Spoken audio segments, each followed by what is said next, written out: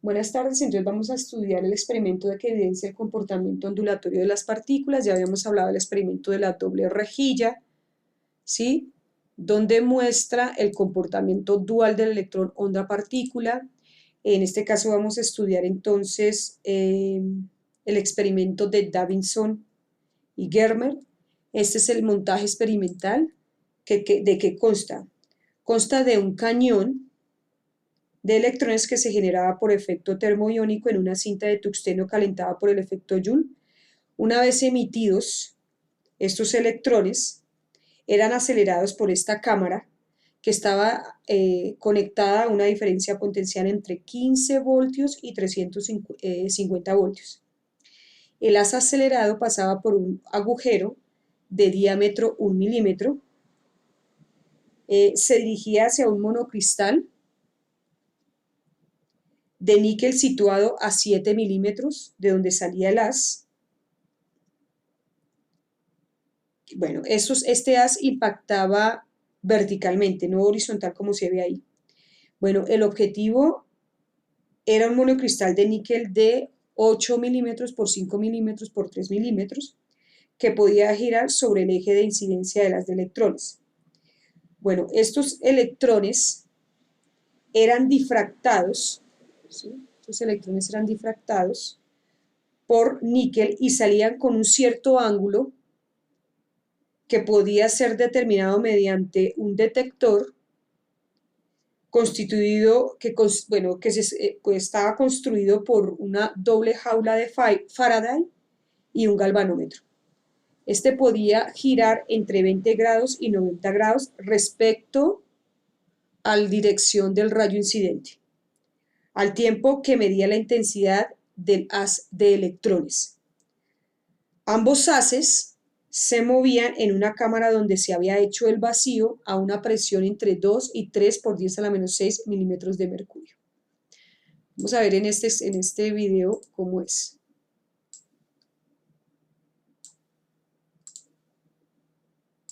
A detector. The electron gun produced a beam of electrons. The electron gun used by them consisted of a tungsten filament, F, and high and low tension batteries. The low tension battery was used to heat the filament. The red hot filament produced an electron beam. A high tension battery was provided to accelerate the electron beam. The detector or the electron collector moved on a graduated circular scale. A sensitive galvanometer was also connected to the detector. How did they perform the experiment?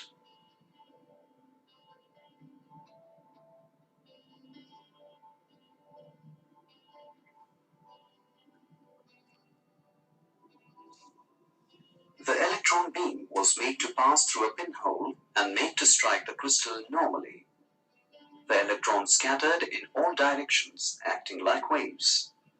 They observed that at certain angles, the detector indicated a peak in the intensity of the scattered electron beam. This maximum intensity was due to constructive interference, a phenomenon confined only to waves. Thus, they experimentally proved the wave nature of electrons.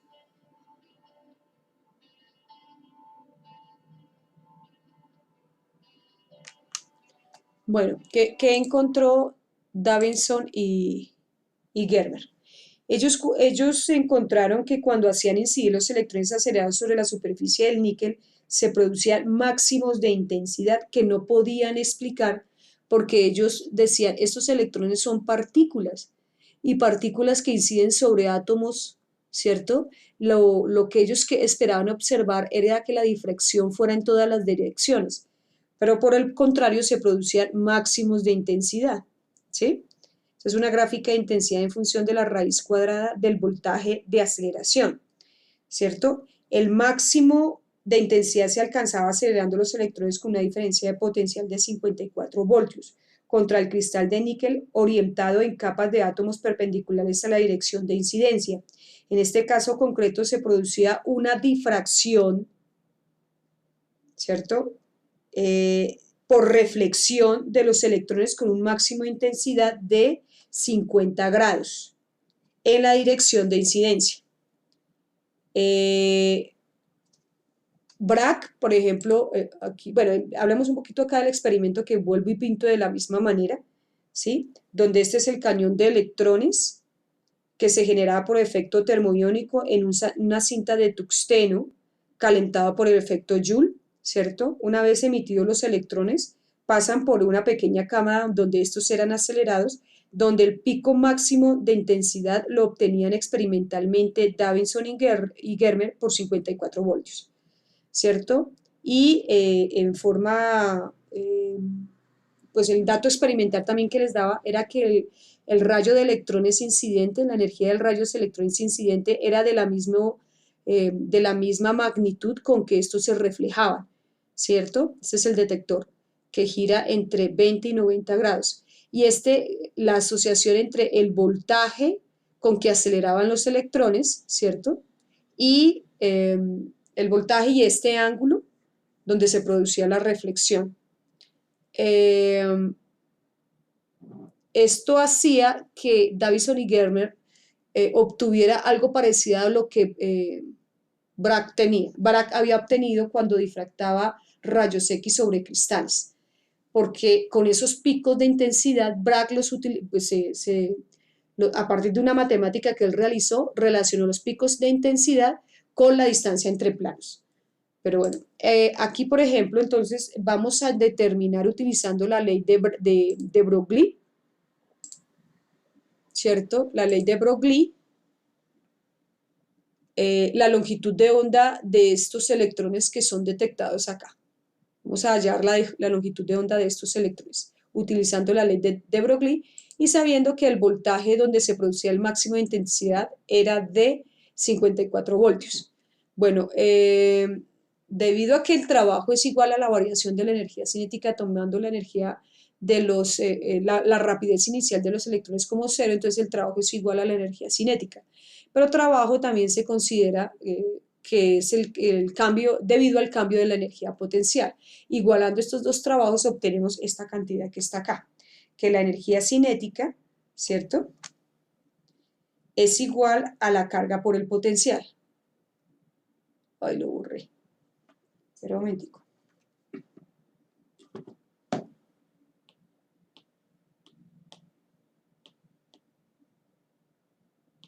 Bueno, entonces la energía cinética es igual a la carga por la diferencia de potencial, donde la energía cinética se define como la masa por la velocidad al cuadrado sobre 2 igual a la carga por el potencial. Y si despejamos la velocidad de esta ecuación, obtenemos que la velocidad es esto. Vamos a sustituirlo acá, nos da acá, ingresamos la masa al radical y nos da esto. Se observa, esto es la constante de Planck, 2 veces la masa por la carga, son constantes, esto es una constante, y nos queda la longitud de onda, es inversamente proporcional a la velocidad, pues que era algo que se observaba en lo que Davidson y Germer obtuvieron experimentalmente en sus datos, ¿sí? Que a medida que aumentaba el potencial, la intensidad disminuía.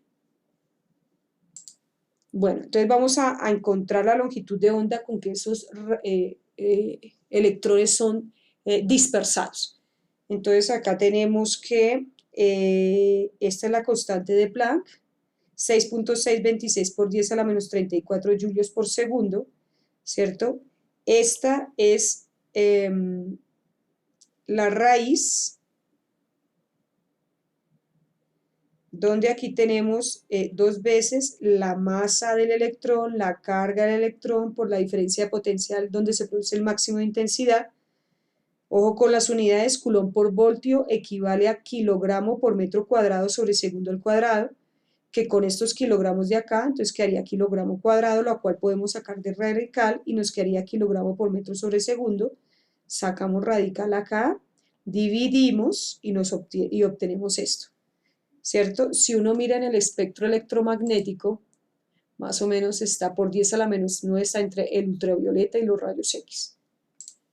Bueno, entonces tenemos esta longitud de onda de 1.67 Armstrong, que es el orden de los rayos X. Bragg ¿cierto? Un fenómeno observado era similar a la difracción de rayos X considerados hasta el momento como haces de partículas de alta energía. Bragg relacionó los máximos de intensidad con las distancias entre capas de átomos de un cristal, ¿cierto?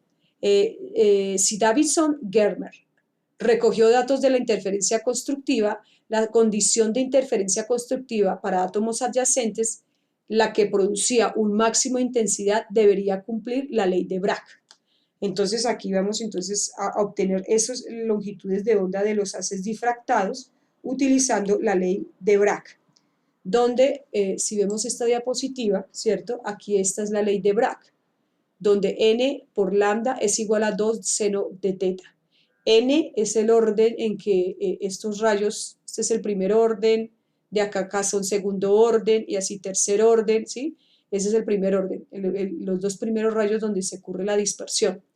El D es la distancia entre planos y el seno de teta, pues D seno de teta es como la diferencia de caminos que vamos a ver más. 2D seno de teta es una diferencia de caminos que ahorita vamos a ver. Bueno, calculando entonces con la ley de Bragg, se tiene que... Entonces, lambda, ¿cierto? Es igual a 2D sobre el seno de teta, donde esta era un dato que como obtenido por Bragg, ¿no? 0,91 para los átomos de níquel, los planos de níquel. Entonces aquí sería 2 por la distancia entre planos y este por el seno de, este es el seno de 65, no lo escribí ahí, pero ¿por qué el seno de 65? Eso sí era un dato experimental que había obtenido Davidson y Germer, porque el rayo con que salen los electrones e impactan al monocristal de níquel era en forma vertical, ¿cierto? Y entonces se formaba un ángulo, bueno, entonces como esto era una difracción por reflexión, que no lo estoy mostrando, entonces aquí viene el rayo incidente, que impacta al cristal en forma vertical, ¿cierto? Y este sería el rayo reflejado, ¿cierto? Entonces, este es el átomo de níquel. Experimentalmente se encontró que para 54 voltios, donde se ocurría el máximo de intensidad, este ángulo era de 50 grados. Entonces, como esto es un fenómeno de reflexión, entonces se tiene que el ángulo de incidencia es igual al ángulo de reflexión. Esta es la normal, pero esa normal formaba 90 grados con el plano cristalino. Pero como ya teníamos experimentalmente este ángulo, sería 25 grados. Entonces sería 90 menos 25, nos daban 65 grados. Entonces ahora sí voy a obtener la ley de Bragg. Entonces aquí sería, ¿cierto? Que 2 por 0,91 por el seno de 65 grados, eso me da 1,65, ¿cierto? Esta D es la diferencia de caminos por el seno de ese ángulo que obtuvieron experimentalmente y también me daba 1,65. Entonces coincide la longitud de onda obtenida por Bragg con la longitud de onda obtenida por la de de Broglie. Bueno, entonces vamos a ver ahora, hablar un poco sobre la ley de Bragg. Entonces la ley de Bragg, veámosla en este simulador, ¿cierto? Este simulador es bastante interesante. Dice, en 1912, Bragg y su padre experimentaron con la difracción de rayos X en diferentes cristales. Los resultados se podían explicar asumiendo que los rayos X se reflejaban en los distintos planos en que estaban ordenados los átomos en un cristal. Sin embargo, William también observó que la intensidad de rayos reflejados dependían de la distancia entre los planos de átomos, el ángulo con el que los rayos llegaban a esos planos, la longitud de onda de los rayos X. Esta simulación me muestra entonces esos tres parámetros. Aquí está la distancia entre planos, el ángulo con que esos rayos llegaban a los planos cristalinos y la longitud de onda que aquí varía entre 0, 1 y 1 y un nanómetro. Un nanómetro, bueno, aquí da el valor del nanómetro, 10 a la menos 9 metros. Es interesante mirar, por ejemplo, esta distancia entre planos, cómo afecta la intensidad reflejada. Este es el rayo incidente, es el rayo reflejado de los electrones que inciden sobre este monocristal de níquel, ¿sí? O los rayos X que inciden sobre algún cristal. Y la distancia también influye en la intensidad reflejada y el ángulo también influye en la intensidad reflejada, ¿sí? Lo interesante de la simulación es que me dice acá que las líneas naranja indican dónde empieza cada onda. Entonces vamos a hacer, ahí está. Las líneas naranjas indican dónde empieza cada onda. Cuando las líneas naranjas de un rayo coinciden con las de otro rayo, se dice que están en fase. Entonces uno podría hasta poner estas líneas en fase acá. Y cuando estas crestas se unen con estos valles, va a marcar un punto de intensidad, porque estos dos rayos se unen para formar un punto de intensidad en el patrón de difracción. Bueno, la ley de Bragg también se puede leer en esta página. Siempre se ha hablado sobre la difracción, ¿sí? Vamos aquí en esta página a definir qué es esa difracción, ¿cierto? Porque aquí hay dos fenómenos ondulatorios, reflexión y difracción, ¿cierto? Entonces, cuando incide un rayo de luz sobre un átomo y este se produce una reflexión, pero es también una dispersión.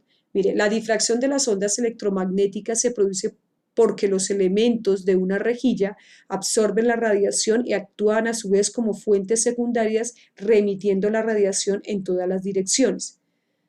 Cuando hacemos incidir un haz de rayos X sobre un cristal, este choca con los átomos haciendo que los electrones que se encuentran en su trayectoria vibren con una frecuencia idéntica a la de la radiación incidente.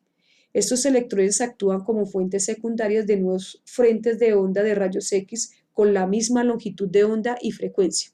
Cuando un cristal difracta rayos X, las ondas dispersadas electromagnéticas remitidas interfieren entre sí constructivamente solo en algunas direcciones, es decir, se refuerzan, anulándose en el resto.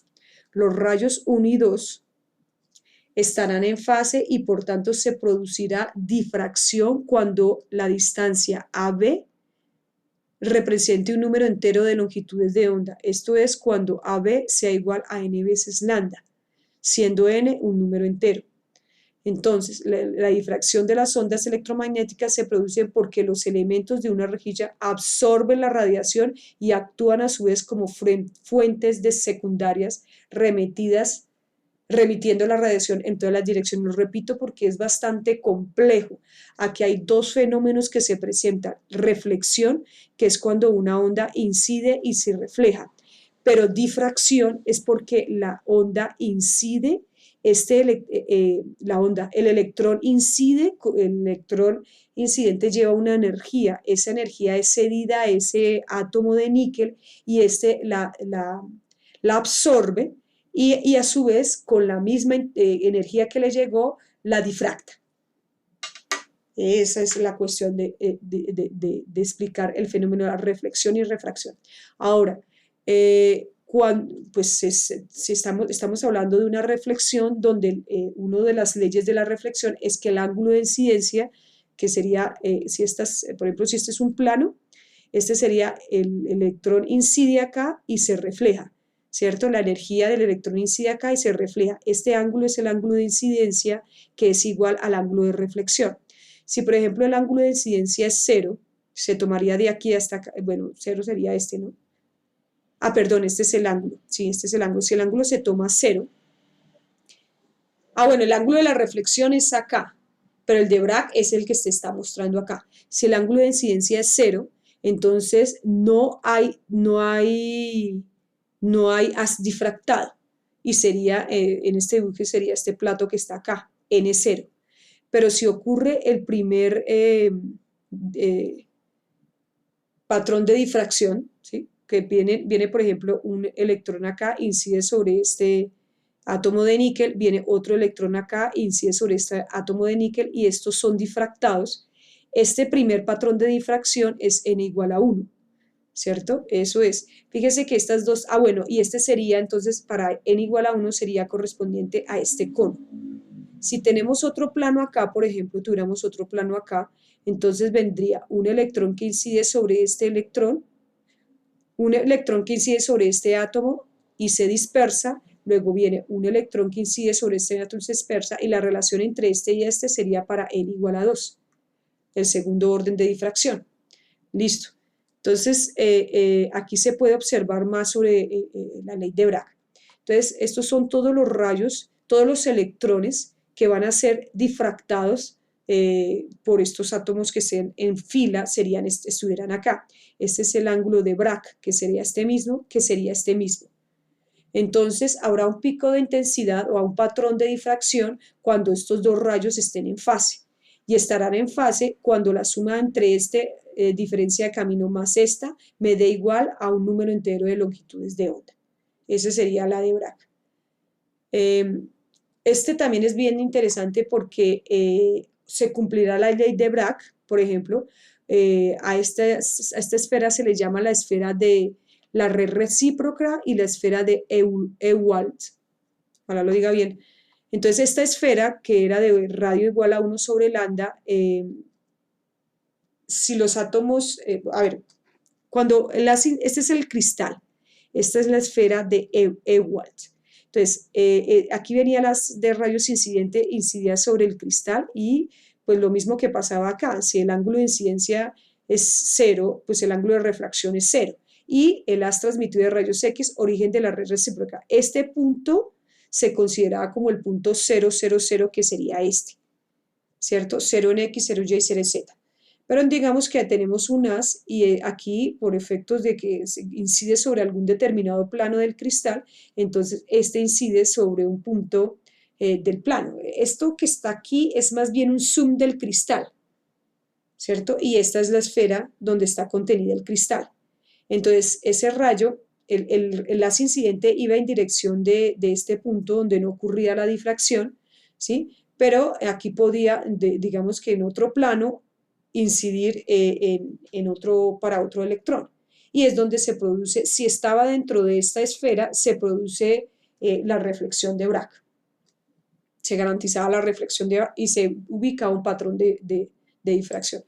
Algo así como esto. Pero bueno, hay muchas cosas, hay muchas maneras de verlo. Por ejemplo, aquí hay este es el patrón, mire, aquí es también, mire, el rayo incidente, este es el cristal y este sería el patrón, donde aquí esa es la esfera que se pinta allá, ¿cierto? No sé, este sería el patrón de difracción. Por ejemplo, esta aquí se ve muy chévere porque digamos que este es nuestro cristal. Este es el punto donde no ocurre la reflexión, si el rayo está dirigido sobre ese punto, ¿cierto? Pero yo podía acá pintarles, ¿sí? Entonces, este es el círculo de Ewald, círculo de Ewald. Entonces, los rayos por ejemplo, este es el rayo, ¿sí? Dirigido al punto 000, pero podría ocurrir, por ejemplo, que este rayo se reflejara, fíjese que este se parece mucho a la difracción de Bragg, o sea, este es el rayo incidente, ¿cierto? Aquí se producía, por ejemplo, la reflexión, ¿cierto? Y bueno, pareciera que aquí también, ¿no? Pero está dentro del círculo. Si se garantizara que estuviera dentro del círculo esas reflexiones, entonces se podía garantizar, se cumplía la ley de Bragg, se podía garantizar la ley de Bragg es cuando se explican esos picos de intensidad, ¿sí? Entonces se cumplía la ley de Bragg. Por ejemplo, aquí es interesante seguir haciendo next. ¿Cómo sacan la ecuación de Bragg a partir de este círculo?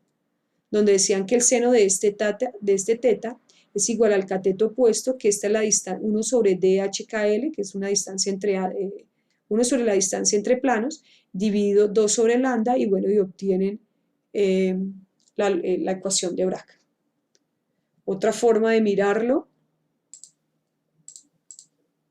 Bueno, este es interesante, es que se me olvide este simulador. Este es un haz de, por ejemplo, los rayos X.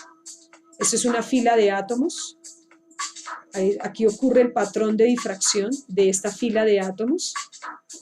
Aquí van a aumentar el número de filas de átomos para observar el patrón de difracción, que sería este, y empiezan a jugar con las distancias entre los átomos. Entonces aquí aumentan XY y se aumenta el patrón de difracción, disminuyen XY, Z, ¿cierto? Bueno, este eje Z podría ser, ¿cierto? Aumenta, disminuye Z, mire, si aumenta Z, aumenta el patrón de difracción, aumenta, colocan otro átomo y el patrón cambia totalmente.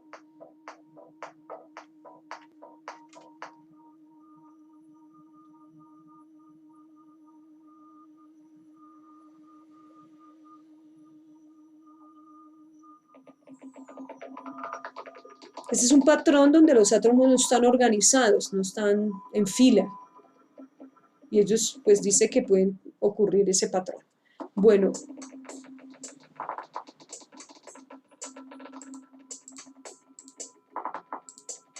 Ese sería, no encuentro, permítame un segundito. En el libro de... En el libro de laboratorios podemos encontrar toda esta información. Yo la consigné acá para que ustedes, si quieren volverlos a ver, los simuladores lo pueden encontrar. Entonces, digamos que me faltó mostrar uno que es bien interesante, un simulador, ¿cierto? Déjenme mirar un momento acá. No.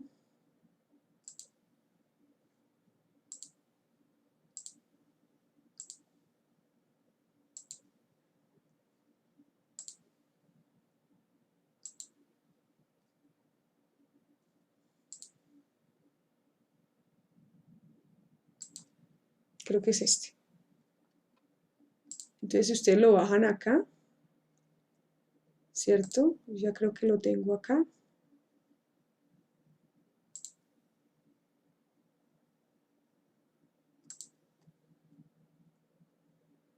Lo descargan y abran acá. Este simulador es bien interesante, ¿no? Pues hay que mirar muchísimas cosas. Por ejemplo, aquí, bueno, aquí ese es el montaje que hemos estado hablando de la esfera, ¿cierto? De Ewald, ¿sí? La esfera de Ewald, esa esfera de Ewald, donde ocurren, si ocurre la reflexión dentro de esa esfera, entonces se puede garantizar un patrón de difracción. Dice la esfera de Ewald, acá. Esa esfera, por ejemplo, no voy a mostrar muchísimo porque para esto tendríamos que ponernos a estudiar, ¿cierto? Todas las maravillas que este simulador hace.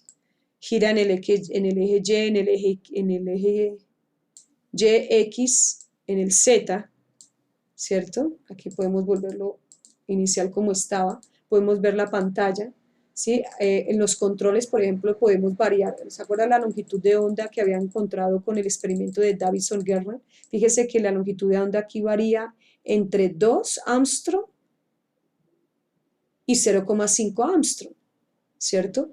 Que Armstrong es por 10 a la menos 10, que si uno ve, por ejemplo, ve el espectro, tendría que, Armstrong sería por esta región, ¿no? Rayos X. Sí, señora. Y entonces, bueno,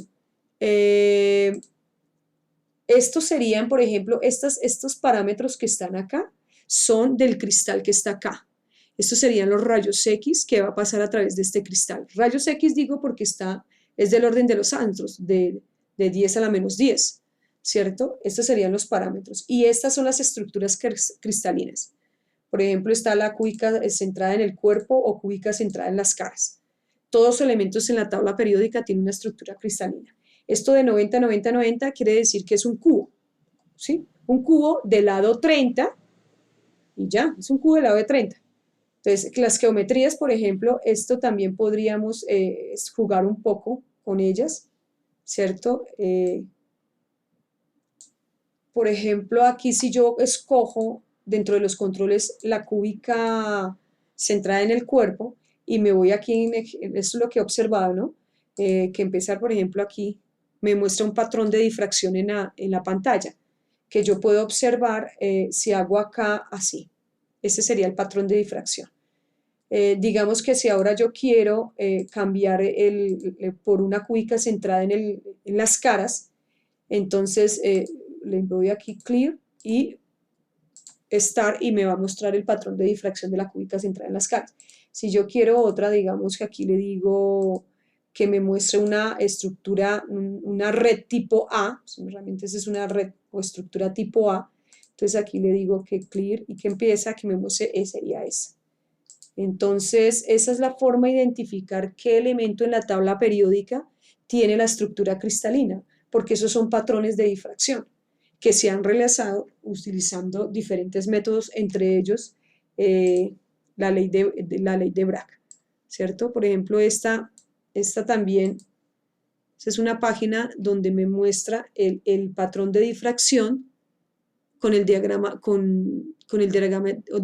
de un cristal. Ese es un patrones de difracción de un determinado tipo de cristal, ¿cierto? Acá también, esas son fotografías ya de laboratorios reales, ¿cierto?